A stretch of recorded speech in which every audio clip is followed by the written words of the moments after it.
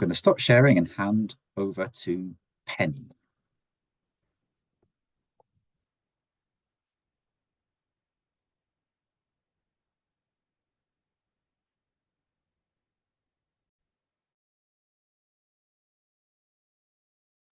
Penny, just unmute, please.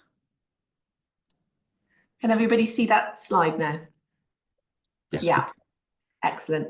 Okay, so welcome to the second of our webinars on the Quantum programme.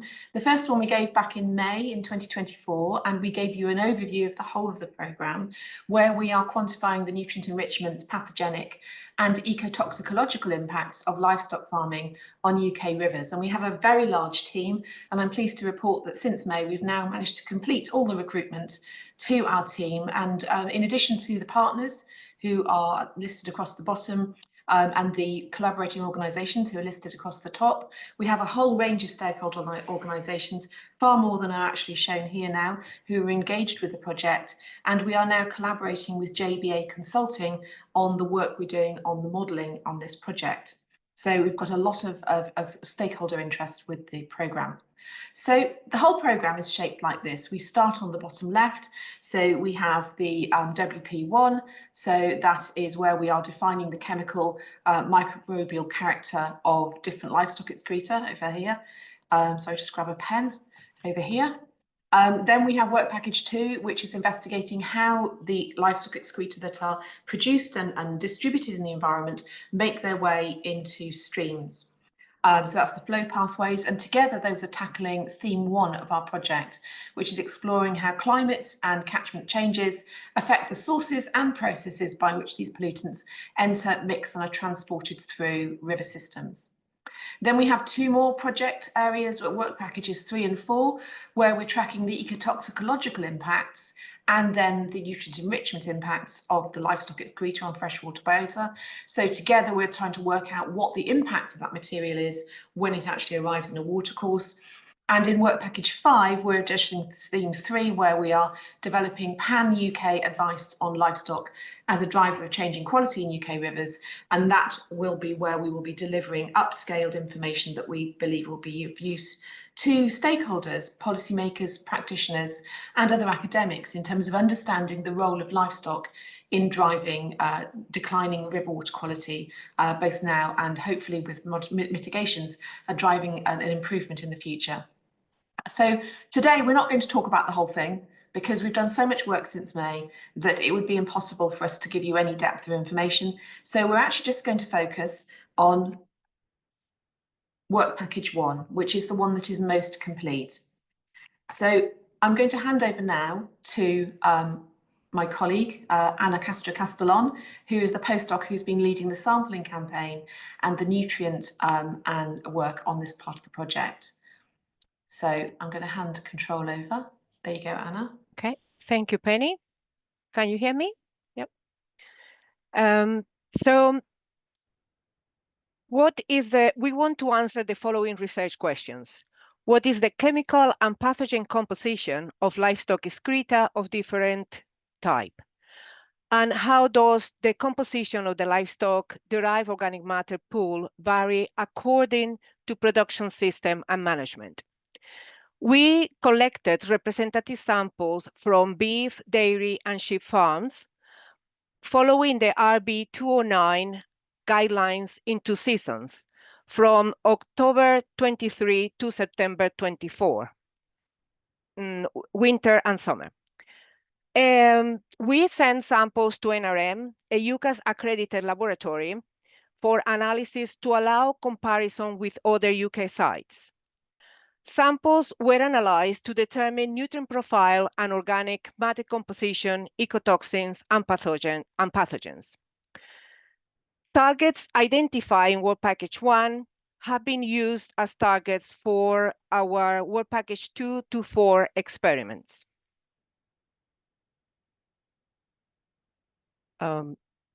So here I will define what are the samples collected. So urine are waste removed from the bloodstream via the kidneys and voided as a liquid. Dung is cattle or sheep intestinal fecal waste. Solid farmyard manure is livestock excreta that is mixed with a straw or other bedding material that can be stacked in heaps without slumping. And slurry is mixed livestock excreta and contains dung, urine, rainwater, yard washings that can be pumped or discharged by gravity.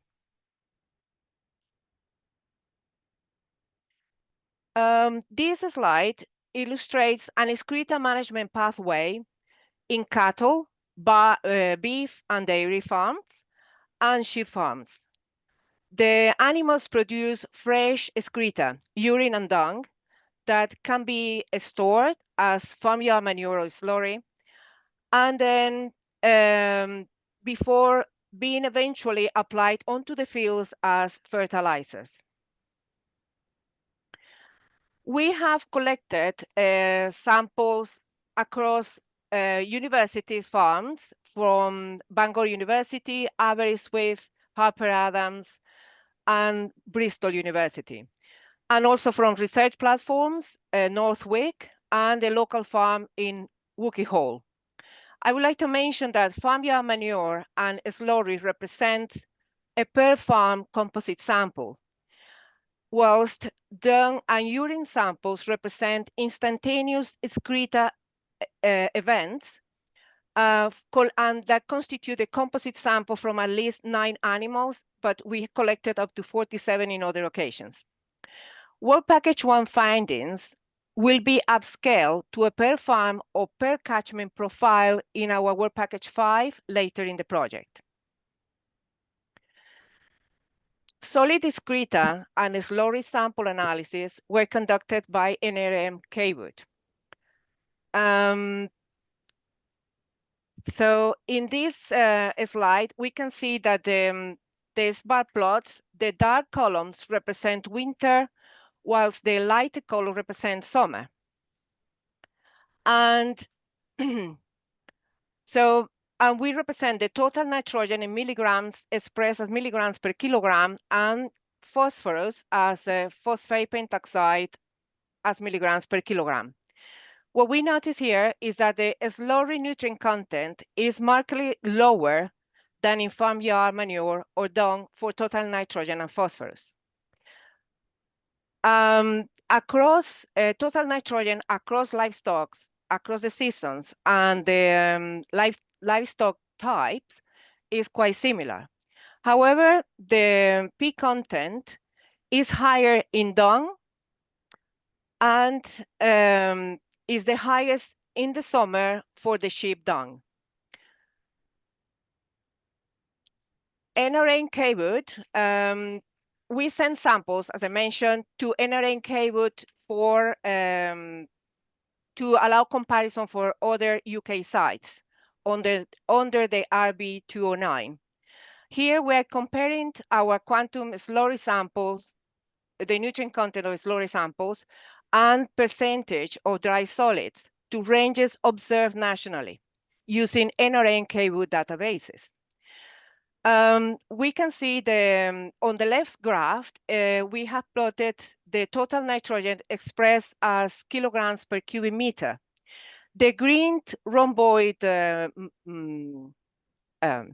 green rhomboid dots are the samples from NRM Kaywood, and the pink dots are our samples. On the right-hand side, we can see the phosphorus kilograms per cubic meter. Again, the green dots are from NRM Kaywood's database, and our samples are represented by pink circles. We can see that our values returned for quantum cattle slurry samples fall within the expected national standard range. Nutrient composition in urine was analyzed and completed at the University of Bristol, where urea concentrations in sheep urine were higher than in beef and dairy urine. Here in this plot, we have a nitrogen concentration expressed as milligrams per liter. Urea is the pink light colors, and total nitrogen is the darker colors. In winter, urea and total nitrogen are highest in sheep urine. So sheep are on the right-hand side of the bars. In summer, total nitrogen concentrations are highest for beef cattle urine. Total P concentrations are highest in cattle urine during the summer, but in winter, the P content is the highest in sheep.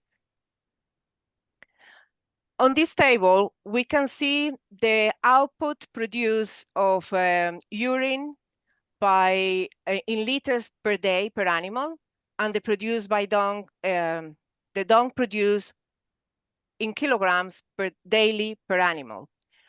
And dairy cattle, it's the highest for both compared to beef cattle, and sheep being the least, with producing the least output.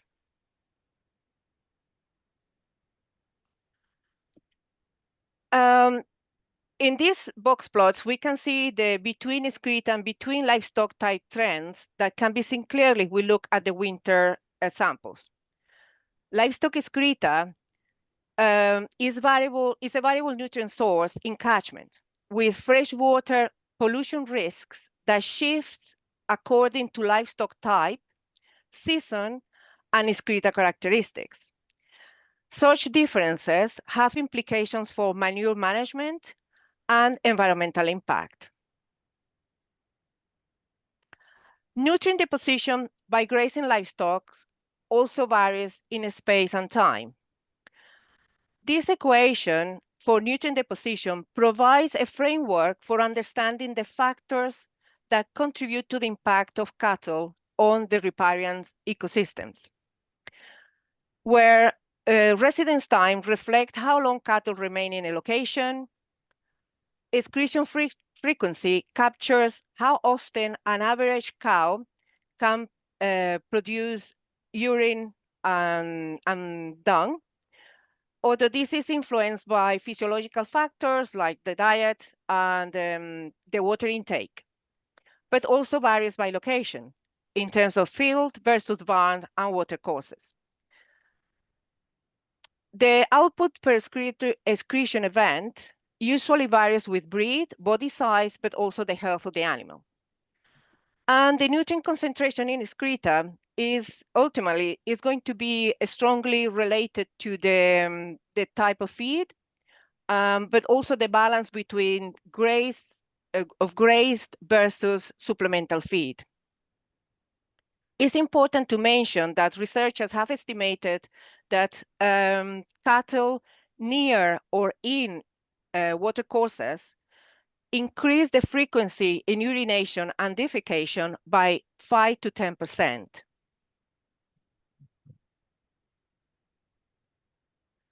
I will now present the work conducted at Bangor University that is characterizing the pathogen composition in livestock excreta. After sample collection, microbial organisms are concentrated and extracted and concentrated for quantification and amplification for PCR runs. For this work, 5 representative ovine and bovine infected pathogens were selected due to their prevalence in UK livestock excreta. 2 additional biomarkers are also included as predictor of human and bovine pathogenic presence in the samples. PCR runs generate amplification plots like this one that display the total quantity of a target in a sample and the cycle count needed to exceed the limit of detection. Quality checks on failed PCR runs led to reruns as needed, with each run providing curves that match the chosen targets. So in relation to the seasonal variation in pathogen detection and genome quantification, we can see very clearly that dung dairy in winter samples is the highest, and also large quantities can be seen in winter in winter farmyard from dairy as well.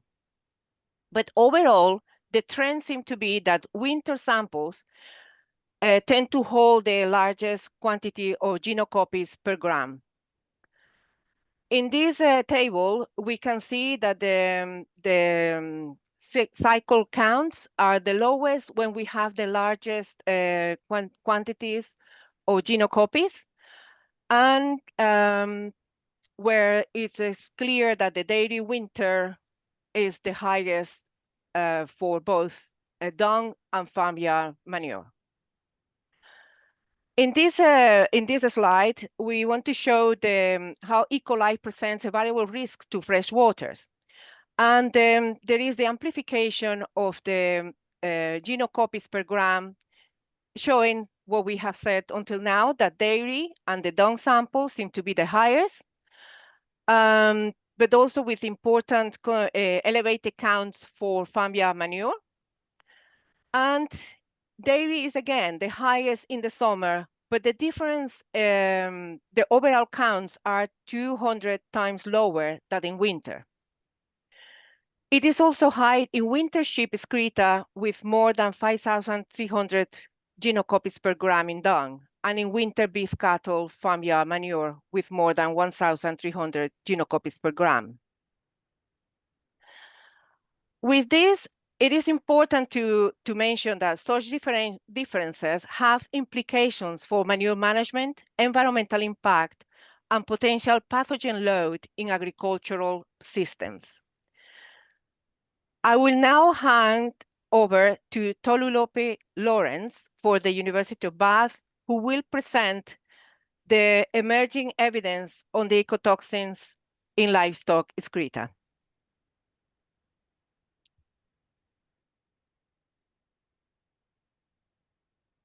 Thank you, Anna.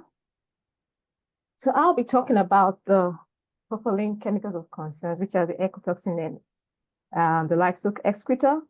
And for the solid fractions of the excreta, which is the farmyard manure and the dung, they were extracted using a quick, easy, cheap, effective, rugged, and safe extraction, while the liquid fraction were extracted, which is the urine and the slurry, were extracted using solid phase extraction, which were then analyzed on the ultra-performance liquid chromatograph tandem mass spec.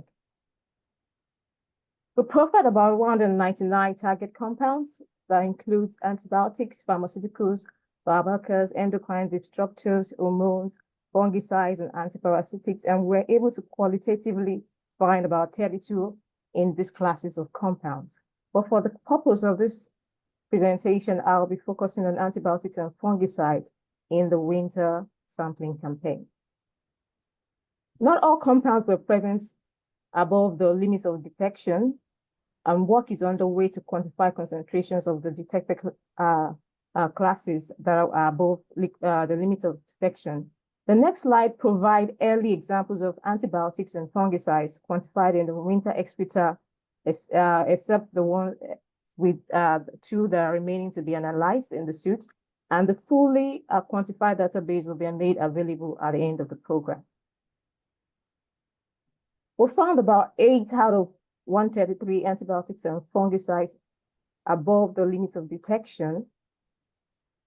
And to be able to have a picture whether the levels found is able to cause any environmental impact, we can compare them to a threshold which is usually used by environmental agencies, which is the predicted no effect concentration for either the soil environment or freshwater environment, should in case there's direct deposition on this environment. And we can also use this to also predict if the levels found can initiate antimicrobial resistance in bacteria in the environment. For the levels found, erythromycin and erythromycin N-desmethyl were found to be below the lowest PNEC for freshwater environment, while others were above, which indicates that those that were above have the tendency to initiate toxicity in the freshwater should in case there's a direct deposition of this slurry in the freshwater environment. And if we look at the chart, we can see that the antibiotics detected varied across the different farms. For the antimicrobial selection, we carried out a risk quotient and found 3 of the analytes to be above 1, which indicates a high risk for bacteria to develop antimicrobial resistance to these drugs, which are lincomycin, trimethoprim, thiamulin, which we can see from table 2.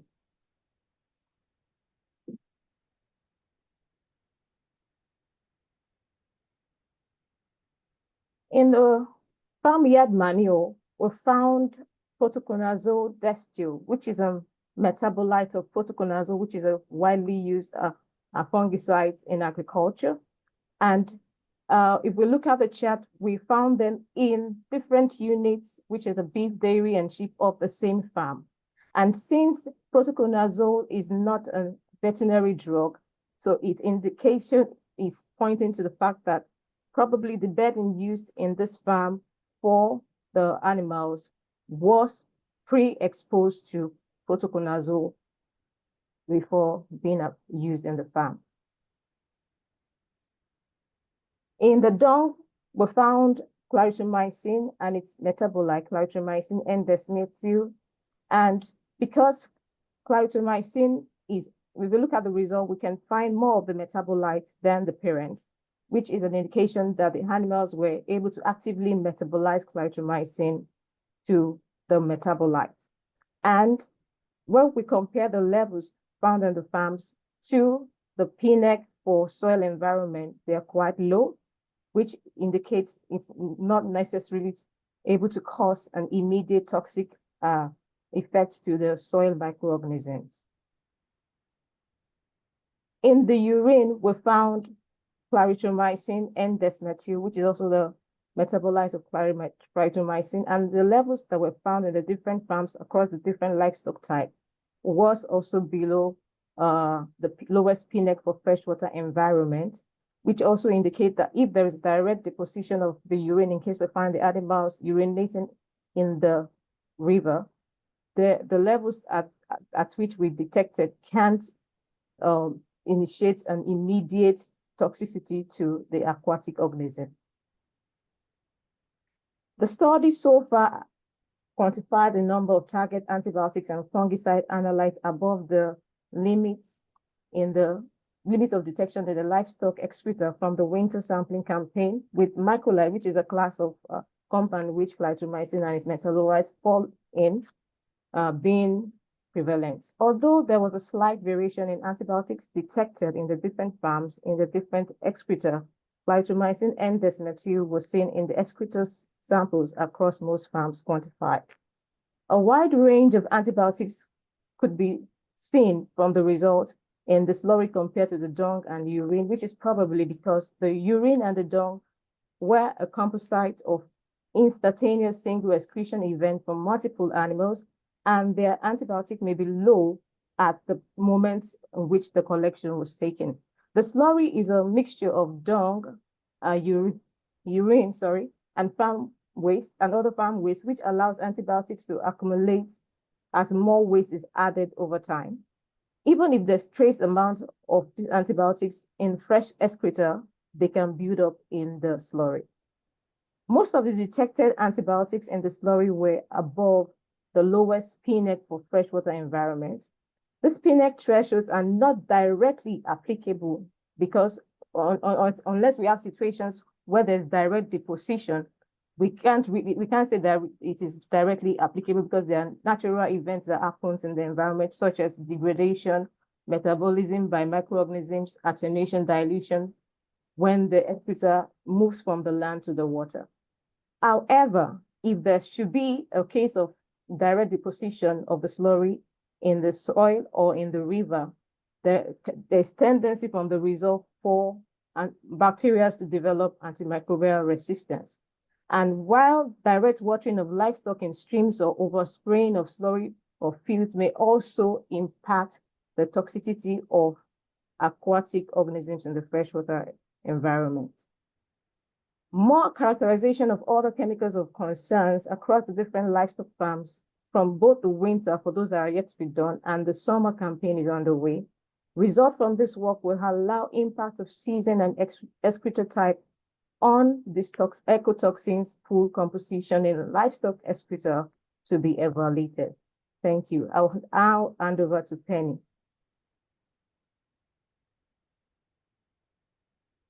Thanks, Tolu.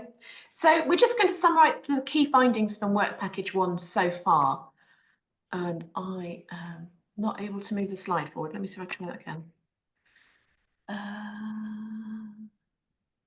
Yes, I've definitely got control. Let's try this. Oh, there we are. Okay, so the livestock excreta that we've been collecting contains nutrients, pathogens, a suite of organic compounds, and a whole range of chemicals of interest, which we refer to more collectively as ecotoxins, which may be driving changes in UK freshwater quality. The excreta reach the freshwaters in a number of different ways. So the first one is direct voiding of in-stream by the cattle and also by sheep. And that's particularly prevalent in upland areas.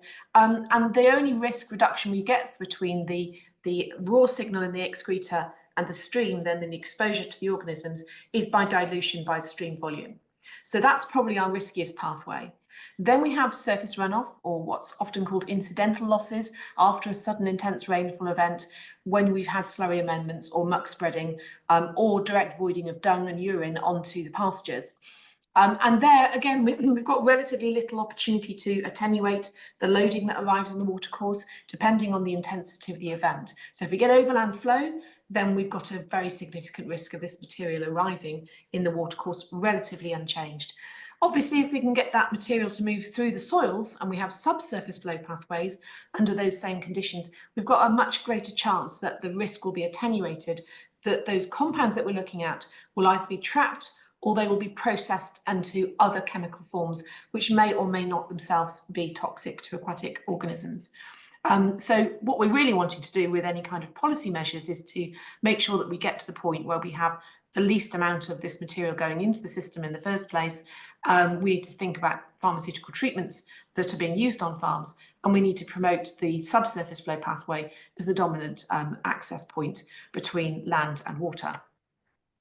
So the work package 1 work has been quantifying the composition of this material per farm, in the case of farmyard manure or slurry. So we get a mixed sample of everything that's gone into those stores, usually representative of a whole season, but also per individual excretion event per capita.